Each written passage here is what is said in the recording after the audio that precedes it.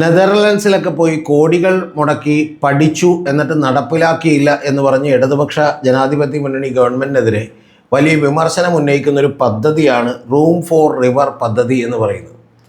യഥാർത്ഥത്തിൽ ഇതിൻ്റെ ഈ ആരോപണത്തിൻ്റെ പിന്നിൽ എന്തെങ്കിലും യാഥാർത്ഥ്യമുണ്ടോ എന്നുള്ളതാണ് നമ്മുടെ വീഡിയോ എന്ന് പരിശോധിക്കുന്നത്. ഇത് കേൾക്കുമ്പോൾ ചിലർക്കൊക്കെ തോന്നും ഞാൻ വസ്തുതാപരമല്ലാത്ത ചില കാര്യങ്ങൾ അല്ലെങ്കിൽ ഞാൻ ഏതെങ്കിലും പക്ഷം പിടിച്ചുകൊണ്ട് സംസാരിക്കുകയാണെന്നല്ല. വസ്തുതാപരമായിട്ടുള്ള കാര്യങ്ങൾ തന്നെയാണ്. വസ്തുതകളില്ലെങ്കിൽ നിങ്ങൾ ചൂണ്ടിക്കാണിക്കൂ കമൻറ്റുകളിലൂടെ എന്നാണ് എനിക്ക് ആദ്യമേ തന്നെ പറയാനുള്ളത്. യഥാർത്ഥത്തിൽ എന്താണ് ഈ റൂം ഫോർ റിവർ പദ്ധതി എന്ന് പറയുന്നത്? ഇപ്പം നെതർലൻഡ്സിലടക്കം മറ്റ് പല രാജ്യങ്ങളിലും നടപ്പിലാക്കിയിട്ടുള്ള ഈ പദ്ധതി എന്ന് പറയുന്നത് വെള്ളം ഒരു വലിയ തോതിൽ മഴ പെയ്യുമ്പോൾ അല്ലെങ്കിൽ വെള്ളം ഒഴുകിപ്പോകാതിരിക്കുമ്പോൾ ആ വെള്ളത്തിന് വേണ്ടിയിട്ട് നമ്മൾ റൂമുകൾ ഉണ്ടാക്കുക എന്നുള്ളതാണ്. അപ്പോൾ അതിൻ്റെ പ്രധാനപ്പെട്ട വിഷയം എന്ന് പറയുന്നത് ഇത്തരം റൂമുകൾ ഉണ്ടാക്കുക എന്ന് പറഞ്ഞിട്ടുണ്ടെങ്കിൽ നമ്മൾ ഏതെങ്കിലും ഫ്ലാറ്റ് പണിത് അതിനകത്തൊരു ഡൈനിങ് റൂമും ബെഡ്റൂമും ഒക്കെ ഉണ്ടാക്കുന്നത് പോലെയല്ല.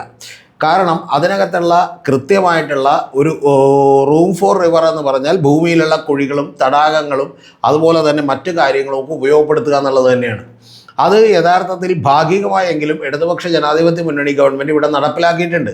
അതിൻ്റെ പ്രധാനപ്പെട്ട കാര്യമെന്ന് പറഞ്ഞത് നമ്മുടെ ഇവിടെ അത്തരത്തിൽ മഴവെള്ളം ശേഖരിക്കുന്നതിന് വേണ്ടി കുഴികളെടുക്കുകയോ പ്രത്യേകമായിട്ടുള്ള തടാകങ്ങൾ നിർമ്മിക്കുകയോ ഒന്നും ചെയ്യേണ്ട ആവശ്യം യഥാർത്ഥത്തിൽ ഇപ്പോഴും കേരളത്തിലില്ല.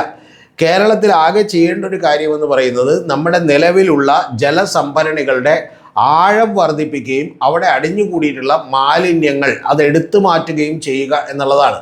അപ്പോൾ അങ്ങനെ ഒരു ലോക്കലായിട്ടുള്ള എല്ലാ കുളങ്ങളും അതുപോലെ പാടങ്ങളും അതുപോലെ കണ്ടങ്ങളും ഈ പറയുന്ന ചില നദികളും ഒക്കെ തന്നെ ഡാമുകളും ഒക്കെ തന്നെ നമ്മൾ വളരെ കൃത്യമായി അത് ശുദ്ധീകരിച്ചാൽ, അതിലെ മാലിന്യം കളഞ്ഞാൽ, അതിൽ അടിഞ്ഞുകൂടിയിരിക്കുന്ന മണൽ നീക്കം ചെയ്താൽ തന്നെ വളരെ കൃത്യമായിട്ട് നിങ്ങൾ അറിയേണ്ടത് ഇത്തരത്തിൽ ജലം ശേഖരിക്കാൻ കഴിയും. അതുകൊണ്ട് തന്നെ നമ്മൾ അതിനു വേണ്ടിയിട്ടൊരു കൃത്രിമ തടാകങ്ങളോ അല്ലെങ്കിൽ നീന്തൽ കുളങ്ങളോ അല്ലെങ്കിൽ അതുപോലെ തന്നെയുള്ള മഴ സംഭരണികളോ ഒന്നും തന്നെ ഉണ്ടാക്കേണ്ട ആവശ്യം യഥാർത്ഥത്തിൽ കേരളത്തിലില്ല എന്നുള്ളതാണ് വാസ്തവം. അപ്പോൾ അതങ്ങനെ കേരളത്തിലില്ല. കേരളത്തിൽ ഇത്തരത്തിലുള്ള ചെറുതും വലുതുമായിട്ടുള്ള നിരവധി ജലസംഭരണികളുണ്ട്, അല്ലെങ്കിൽ നമ്മുടെ പുഴകളുണ്ട്, അതുപോലെ തടാകങ്ങളുണ്ട് എന്നൊക്കെ കണ്ടെത്തിയതിൻ്റെ അടിസ്ഥാനത്തിൽ അതെല്ലാം തന്നെ ശുചീകരിക്കാൻ വേണ്ടിയിട്ടാണ് നമ്മൾ പദ്ധതി ഇട്ടത്. പക്ഷേ അതൊക്കെ തന്നെ ശുചീകരിക്കാൻ വേണ്ടി പദ്ധതി ഇടുകയും ഏതാണ്ട് ലോക്കൽ ബോഡികളെ ഉപയോഗിച്ചുകൊണ്ട് അത്തരത്തിലുള്ള ഒരു ശുചീകരണം, അതായത് മഴക്കാല പൂർവ്വ ശുചീകരണം എന്ന് പറയുന്നത് നടപ്പിലാക്കുകയൊക്കെ ചെയ്തു. നമ്മുടെ ഇവിടെ ഇപ്പോൾ 2018 മുതൽ ഇതുവരെ ശുദ്ധീകരിച്ചില്ല എന്നൊക്കെ പറഞ്ഞു. അതൊക്കെ തെറ്റാണ്.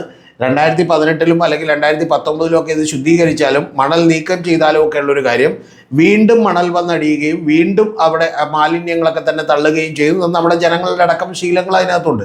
അപ്പോൾ അതുകൊണ്ട് തന്നെ പലപ്പോഴും ചെയ്യേണ്ട ഒരു അടിയന്തരമായിട്ടുള്ള കാര്യമെന്ന് പറയുന്നത് എല്ലാ കൊല്ലവും തന്നെ ഒരു മഴക്കാല പൂർവ്വ ശുചീകരണം വളരെ കൃത്യമായി നടത്തേണ്ടതുണ്ട്.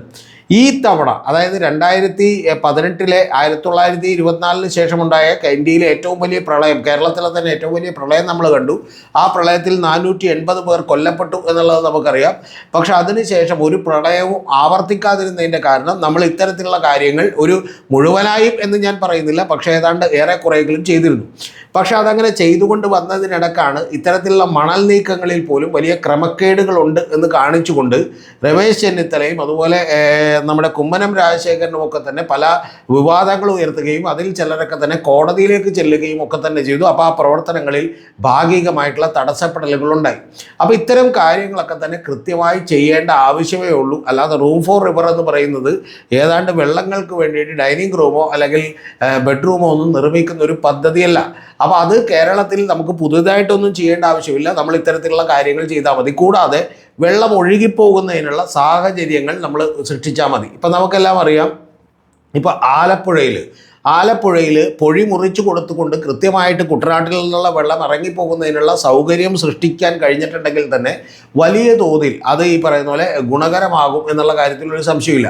അപ്പോൾ ഇത്തരത്തിൽ വെള്ളത്തിൻ്റെ ഒഴുക്ക് തടയാതെ കാനകൾ മുതൽ ചെറിയ തടാകങ്ങൾ മുതൽ പുഴകൾ മുതൽ നിരവധി സ്ഥലങ്ങൾ, ഇപ്പോൾ നമുക്കറിയാം എറണാകുളത്തുള്ള കണിയാമ്പുഴയടക്കം തന്നെ വളരെ കൃത്യമായി ഇതിൻ്റെ ആഴം കൂട്ടാനുള്ള ഡ്രഡ്ജിങ് എല്ലാ തവണയും നടത്തുകൊണ്ടിരിക്കുന്ന ഒരു കാര്യമാണ്. അപ്പോൾ അത്തരത്തിൽ നടക്കുന്ന ഒരു കാര്യങ്ങളൊക്കെ തന്നെ ഈ 2025-ലും 26-ലും ശേഷമുള്ള ചില ഘട്ടങ്ങളിൽ പുതിയ ഗവൺമെൻറ്റിൻ്റെ ഒരു ട്രാൻസ്ഫോർമേഷൻ സ്റ്റേജിൽ അത് കൃത്യമായി നടന്നില്ല എന്നുള്ളതൊരു വാസ്തവമാണ്. അതിന് രണ്ട് കാരണങ്ങളുണ്ട്. ഒന്ന്, നമ്മുടെ പുതുക്കിയ ലോക്കൽ ബോഡികൾ, അതായത് പഞ്ചായത്തുകളിലും അതുപോലെ ജില്ലാ പഞ്ചായത്തുകളിലും കോർപ്പറേഷനിലൊക്കെ പുതിയ ബോഡികൾ അധികാരത്തിലേക്ക് എത്തുകയും ഏതാണ്ട് അതിനോടടുപ്പിച്ച് തന്നെ നിയമസഭാ തെരഞ്ഞെടുപ്പിൽ തന്നെ വലിയ മാറ്റമുണ്ടാവുകയും ഭരണത്തെ ഇടതുപക്ഷ ജനാധിപത്യ മുന്നണിക്ക് നഷ്ടപ്പെടുകയും കോൺഗ്രസിന് കിട്ടുകയും UDF കിട്ടുകയും ഒക്കെ ചെയ്തു എന്ന് നമുക്കറിയാം. ആ കിട്ടിയതിന് ശേഷം അവർ തമ്മിലുള്ള തമ്മിലടി കൊണ്ട് തന്നെ 10 ദിവസം കഴിഞ്ഞിട്ടാണ് മുഖ്യമന്ത്രിയെ തീരുമാനിക്കാൻ കഴിഞ്ഞത്. 10 രാത്രികളും 10 പകലുകളും കഴിഞ്ഞിട്ടാണ് മുഖ്യമന്ത്രിയെ തീരുമാനിച്ചത്. അത് തന്നെ ഒരുപാട് കഷ്ടപ്പെട്ടാണ്. അതിനുശേഷം വീണ്ടും മന്ത്രിമാരെ തീരുമാനിക്കാൻ തന്നെ സമയമെടുത്തു. മന്ത്രിമാരുടെ പേഴ്സണൽ സ്റ്റാഫുകളെ കൃത്യമായി ഇപ്പോഴും നിയമിച്ചിട്ടില്ല. കൂടാതെ വളരെ കൃത്യമായി IASകാരെയും IASകാരെ അടക്കമുള്ള വകുപ്പ് സെക്രട്ടറിമാരെയും കൃത്യമായി നിർണ്ണയിക്കാൻ കഴിഞ്ഞിട്ടില്ല. അപ്പോൾ ഇത്തരത്തിൽ വലിയ അലംഭാവം ഈ ഗവൺമെൻറ്റിൻ്റെ ഭാഗത്ത് നിന്ന് ഉണ്ടായത് കൊണ്ടുകൂടിയാണ് ഇത്തരത്തിലുള്ള വെള്ളപ്പൊക്കത്തിൻ്റെ ഈ പറഞ്ഞ പോലെ വെള്ളം ഒഴുകിപ്പോകാതെ മണിക്കൂറുകളോളം കെട്ടി നിൽക്കുന്ന അവസ്ഥകൾ ഉണ്ടായിട്ടുള്ളത് എന്നുള്ളത് കൂടി വാസ്തവമാണ്. ചില സ്ഥലങ്ങളിലൊക്കെ 300-ഉം 350-ഉം വരെയുള്ള മഴകൾ ലഭിച്ചിരുന്നു എന്നുള്ളതൊക്കെ തന്നെ നമുക്കറിയാം. 35 സെൻറ്റിമീറ്റർ വരെയുള്ള മഴകളൊക്കെ ലഭിച്ചിരുന്നു. അത് കൂടുതലാണ്. പക്ഷേ എങ്കിൽ പോലും അതിൽ നമുക്ക് മാനേജ് ചെയ്യാൻ കഴിയാതിരുന്നതിൻ്റെ ഏറ്റവും പ്രധാനപ്പെട്ട കാരണം ഇതുകൂടിയാണ്. അതുകൊണ്ട് ചിലരൊക്കെ ഉദ്ദേശിക്കുന്നത് പോലെ നിങ്ങൾ അവിടെ പോയി പഠിച്ചു, എന്തിന് പഠിച്ചു, എത്ര കാശ് മുതലാക്കി എന്നൊക്കെ പറയും. അതിനൊന്നും കുഴപ്പമൊന്നുമില്ല. അതൊക്കെ കൃത്യമായിട്ടുള്ള കണക്കുകൾ ഗവൺമെൻറ് പുറത്തേക്ക് വിട്ടിട്ടുണ്ട്. പക്ഷേ പ്രധാനപ്പെട്ട ഒരു കാര്യം, റൂം ഫോർ റിവർ പദ്ധതി എന്തുകൊണ്ട് നടപ്പിലാക്കിയില്ല എന്നുള്ളത് ഒരു ചോദ്യത്തിന് ഒരു പ്രസക്തിയില്ല. കാരണം ഇവിടെ എങ്ങനെ കേരളത്തിൽ പ്രത്യേകമായിട്ട് റൂമൊന്നും വേണ്ട.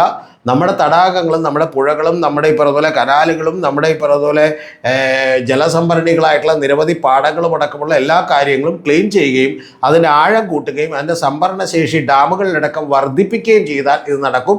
പക്ഷേ ഇതൊന്നും നടന്നിട്ടില്ലെന്ന് പഴകുളം മധു അടക്കമുള്ള ആളുകൾ ആരോപണങ്ങളായി ഉന്നയിച്ചത് നിങ്ങളൊന്ന് ആലോചിക്കണം. കൂടാതെ മുഖ്യമന്ത്രി VD സതീശൻ തന്നെ ഈ ഡാമുകളിൽ ഇനിയിപ്പോൾ മണൽ നീക്കം ചെയ്യണം എന്ന് അദ്ദേഹത്തിൻ്റെ പത്രസമ്മേളനത്തിൽ പറഞ്ഞതും കൂടി ആലോചിക്കുമ്പോൾ കുഴപ്പം എവിടെയായിരുന്നു എന്നുള്ളത് എൻ്റെ പ്രിയപ്പെട്ട പ്രേക്ഷകർക്ക് മനസ്സിലാകും, സത്യമറിയാൻ താല്പര്യമുള്ളവർക്ക്.